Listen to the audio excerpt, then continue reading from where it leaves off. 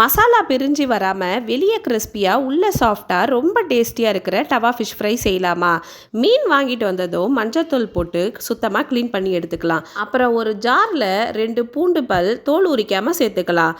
கூட 2 துண்டு இஞ்சி, 1 ஸ்பூன் ஜீரகம், 1 ஸ்பூன் சில்லி பவுடர், தேவையான அளவு உப்பு, 1/4 டீஸ்பூன் மஞ்சள் தூள், 1 ஸ்பூன் சோம்பு, ஒரு பாதி லெமனை நல்லா பிழிஞ்சு விட்டுக்கலாம். கடைசியாக 1 டேபிள் ஸ்பூன் வீட்டு மிளகாத்தூள் சேர்த்து கொஞ்சமாக தண்ணி விட்டு நல்லா நைஸாக அரைச்சி எடுத்துக்கலாம். அரைச்ச மசாலா பேஸ்ட்டை எல்லா மீன்லையும் நல்லா தடவி பெரட்டி எடுத்துக்கலாம். இது 1/2 அன் ஹவருக்கு அப்படியே நல்லா ஊறட்டுங்க.